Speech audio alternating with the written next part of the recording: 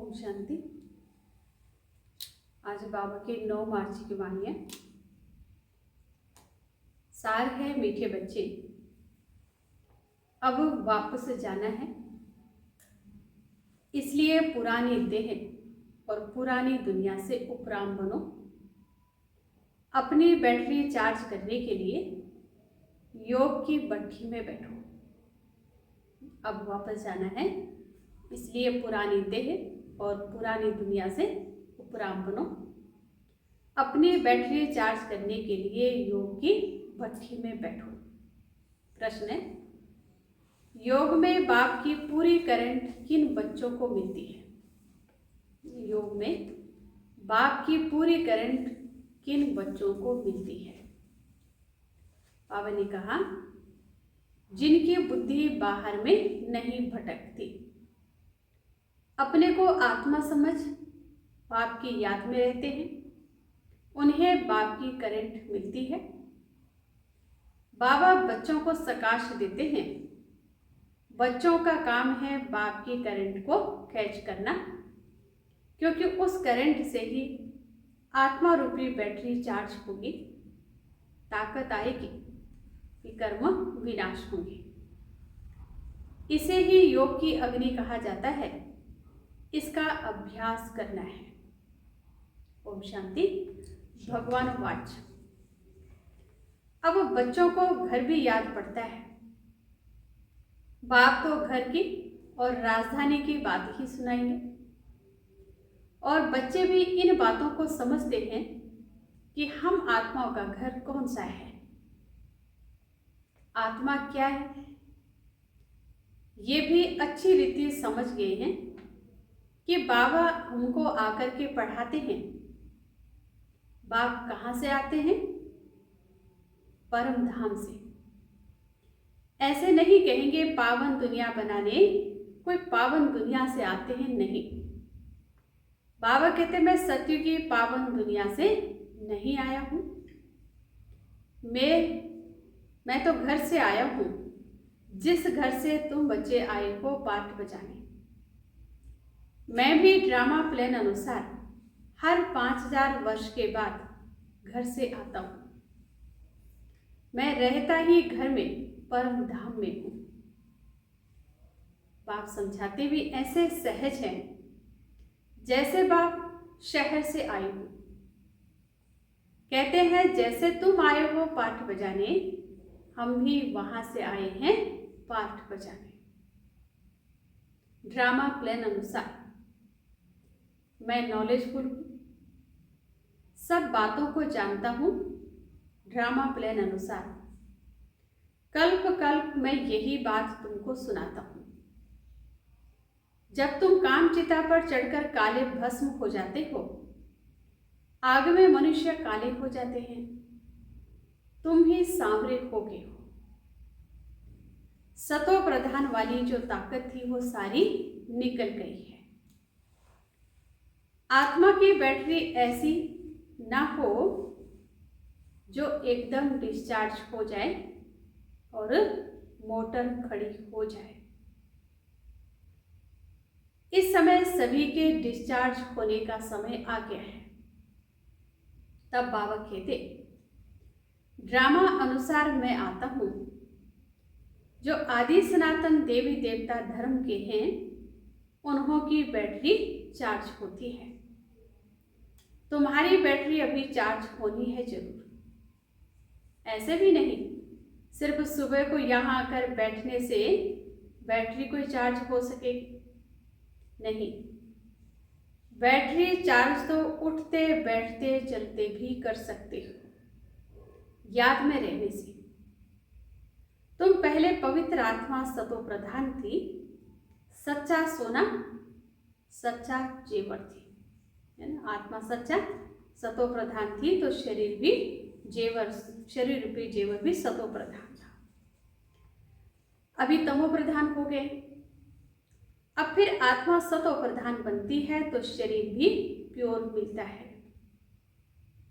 ये बड़ी सहज प्योर होने के लिए भट्ठी है। इसको योग की भट्ठी भी कह सकते हैं। सोने को भी भट्ठी में डालते हैं, ये है सोने को शुद्ध बनाने की भट्ठी, बाप को याद करने की भट्ठी। प्योर तो जरूर बनना है। बाबा कहते हैं याद नहीं करेंगे तो इतना प्योर नहीं होंगे, फिर हिसाब किताब चुकतू करना ही है, क्योंकि कयामत का समय है, सबको घर जाना है। बुद्धि में घर की याद बैठी हुई है और किसकी भी बुद्धि में नहीं होगा। वो ब्रह्म को ईश्वर कह देते, उसको घर नहीं समझते। तो बाबा कहते तुम इस बेहद ड्रामा के एक्टर हो, ड्रामा को तो तुम अच्छी रीति जान गए हो। बाबा ने समझाया अभी 84 का चक्र पूरा होता है, अब घर जाना है। आत्मा अब पतित है, इसलिए घर जाने के लिए पुकारती है, बाबा आकर पावन बनाओ।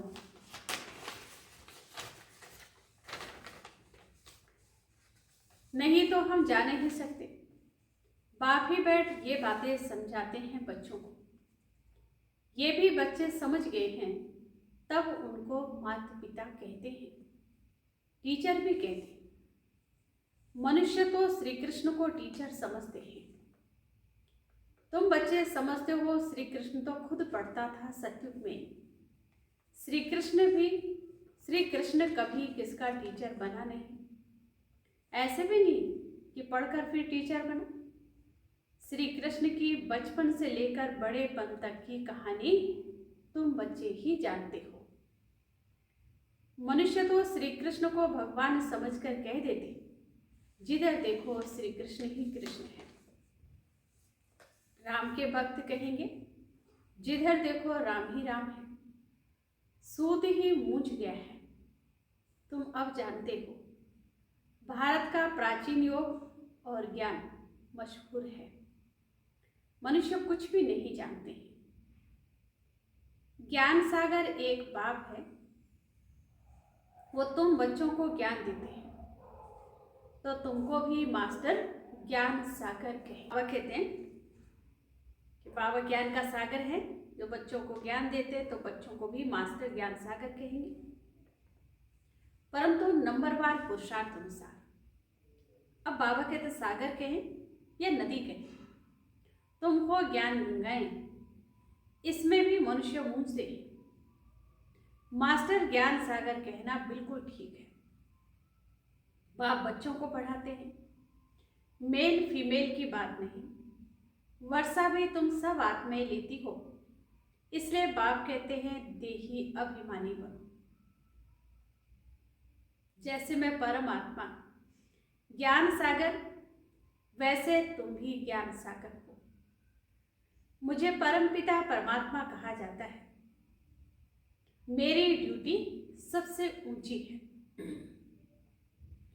राजा रानी की ड्यूटी भी सबसे ऊंची होती है ना, तुम्हारी भी ऊंची रखी गई है। यहां तुम जानते हो हम आत्माएं पढ़ती हैं, परमात्मा पढ़ाते हैं, इसलिए देही अभिमानी भव, है ना। हम आत्माएं पढ़ती हैं, परमात्मा पढ़ाते, इसलिए देही अभिमानी भव। तो बाबा कहते सब ब्रदर्स हो जाते हैं। बाप कितनी मेहनत करते हैं। अभी तुम आत्माएं ज्ञान ले रही हो, फिर वहां जाएंगे तो प्रारब्ध चलती है। वहां सबका ब्रदरली प्रेम रहता है। ब्रदरली प्रेम बहुत अच्छा चाहिए। किसको रिगार्ड देना, किसको ना देना, ऐसा नहीं। वो लोग कहते हैं हिंदू मुसलमान भाई भाई, परंतु एक दो को वह रिगार्ड नहीं देते। बहन भाई नहीं, भाई भाई कहना ठीक है। ब्रदरहुड, आत्मा यहाँ पार्ट बजाने आई है, वहां भी भाई भाई होकर रहती है। परम धाम में आत्मा भाई भाई, यहाँ सृष्टि में पार्ट बजाने आई है। इसलिए बाबा कहते भाईचारा कहते हैं, तो भाईचारा है।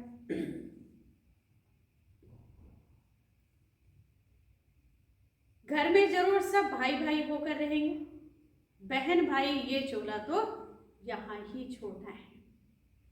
भाई भाई का ज्ञान बाप ही देते हैं। आत्मा भ्रुकुटी के बीच रहती है। तुमको भी नजर यहाँ डालनी है। जहां पर आत्मा रहती है तो नजर वहां डालनी है। हम आत्मा शरीर रूपी तख्त पर बैठे हैं। ये आत्मा का सिंहासन व अकाल तख्त है। आत्मा को कभी काल नहीं खाता। सबका तख्त ये है, भ्रुकुटी के बीच। इस पर वह अकाल आत्मा बैठी है। कितनी समझने की बातें हैं। बच्चे में भी आत्मा जाती है तो भ्रुकुटी के बीच में ही बैठती है। वो छोटा तख्त फिर बड़ा हो जाता। यहाँ गर्भ में आत्मा को भोगनी पड़ती है, तब पश्चाताप करते हैं। हम कभी पाप आत्मा नहीं बनेंगे। आधा कल्प पाप आत्मा बनते हैं।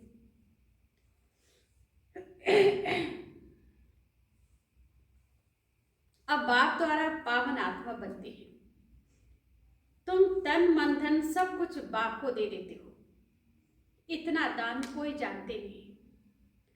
दान लेने और देने वाला भी भारत में ही आता है। ये सब महीन बातें हैं समझने की। भारत कितना अविनाशी खंड बना है और सब खंड खत्म होने वाले हैं। तो बाबा ने समझाया कि गर्भ में आत्मा भोगती है तो पश्चाताप करती है कि हम कभी पाप आत्मा नहीं बनेंगे। आधा कल्प पाप आत्मा बनते हैं। अब बाप द्वारा पावन बनते हैं। तुम तन मन धन सब कुछ बाप को देते हो। इतना दान कोई जानते नहीं। तो दान लेने और देने वाला भी भारत में ही आते हैं। ये सब महीन बातें हैं समझने की। भारत कितना अविनाशी खंड है और सब खंड खत्म होने वाले हैं। ये है बना बनाया ड्रामा। ये तुम्हारी बुद्धि में है, दुनिया नहीं जानती। इनको नॉलेज कहना अच्छा है। Knowledge is source of income. इनसे इनकम बहुत होती है। बाप को याद करो, ये भी नॉलेज देते हैं। फिर सृष्टि चक्र की भी नॉलेज देते हैं। इसमें मेहनत है। हम आत्मा को वापस जाना है, इसलिए इस पुरानी दुनिया और पुराने शरीर से उपराम रहना है। देह से ही तो जो कुछ देखते हो वो सब खलास हो जाना है। अभी हम ट्रांसफर होते हैं, ये तो बाप ही बता सकेंगे। ये बहुत बड़ा इम्तिहान है जो बाप ही पढ़ाते हैं। इसमें किताब आदि की दरकार नहीं। बाप को याद करना है। बाप 84 का चक्र समझा देते हैं। ड्रामा की ड्यूरेशन को तो कोई जानते नहीं। घोर अंधेरे में है। तुम अभी जगे हो, मनुष्य तो जगते नहीं है। कितनी तुम मेहनत करते हो, विश्वास नहीं करते कि भगवान आकर इन्हों को बढ़ाते हैं। जरूर कोई में तो आएंगे ना। अब बाप आत्मा को राय देते हैं, ऐसे ऐसे करो जो मनुष्य समझ जाए। तुम्हारे लिए तो सहज है, नंबरवार तो है ही। स्कूल में भी नंबरवार होते हैं, पढ़ाई में भी नंबरवार होते हैं। इस पढ़ाई से बड़ी राजय स्थापन हो रही है। पुरुषार्थ ऐसा करना है जो हम राजा बने। इस समय जो तुम पुरुषार्थ करेंगे वह कल्प कल्पांतर करते रहेंगे। इसको ईश्वरीय लॉटरी कहा जाता है। किसको थोड़ी, किसको बड़ी लॉटरी होती है। राजाई की भी लॉटरी है। आत्मा जैसा कर्म करती है ऐसी लॉटरी मिलती है। कोई गरीब बनते, कोई साहूकार बनते। इस समय तुम बच्चों को सारी लॉटरी बाप से मिलती है। इस समय के पुरुषार्थ पर बहुत मदार है। नंबर 12 पुरुषार्थ है। तो पहले योग बल से स्वच्छ बने। तुम जानते हो जितना हम बाप को याद करेंगे उतनी नॉलेज की धारणा होगी और बहुतों को समझाकर अपनी प्रजा बनाएंगे। भल कोई भी धर्म वाला हो, जब आपस में मिलते हो तो बाप का परिचय दो। आगे चल वह देखेंगे कि विनाश सामने खड़ा है। विनाश के समय मनुष्यों को वैराग्य आता है। हमको सिर्फ कहना है कि तुम आत्मा हो। हे गॉड फादर, ये किसने कहा?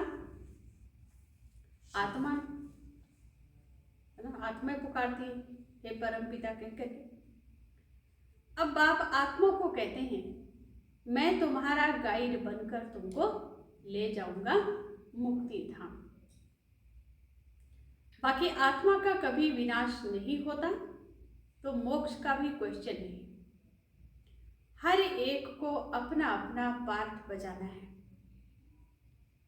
आत्माएं सब अविनाशी है, कभी भी विनाश नहीं होगी। बाकी वहां जाने के लिए बाप को याद करो तो विकर्म विनाश होंगे, घर चले जाएंगे। आखिरी बड़े बड़े सन्यासी भी समझेंगे वापस तो जाना है। तुम्हारा पैगाम सबकी बुद्धियों में ठका करेगा। तब तो गायन है अहो प्रभु तुम्हारी गतमत। तो जरूर किसको मत देंगे या अपने पास रखेंगे, है ना? तभी तो गायन है अहो प्रभु तुम्हारी गतमत। गति सदगति की जो तुम्हारी मत है वो सबसे न्यारी है। तो बाबा कहता वो मत किसी को देंगे या फिर अपने पास रखेंगे। उनकी मत से सदगति कैसे होती है सो जरूर बताएगा ना। फिर वो कहते तुम्हारी गतमत तुम जानो, हम नहीं जानते। ये भी कोई बात है। बाबा कहते इस श्रीमत से तुम्हारी गति हो जाती है। अभी तुम जानते हो, बाबा जो जानते हैं वो हमको सिखलाते हैं। तुम कहेंगे हम बाबा को जानते हैं, वो गाते तुम्हारी गतमत तुम ही जानो। परंतु ऐसे नहीं है। तुम ऐसे नहीं कहेंगे। बुद्धि में सारा ज्ञान बैठ जाए तो बाबा कहते इसमें भी टाइम लगता है। संपूर्ण तो अभी कोई बना नहीं। संपूर्ण बन जाए तो यहां से चले जाएं। जाता तो है नहीं। अब सब पुरुषार्थ कर रहे हैं। बाबा को भल पहले जोर से वैराग्य आया, देखा डबल सिरताज बनता हूं। ये भी ड्रामा अनुसार बाबा ने दिखाया।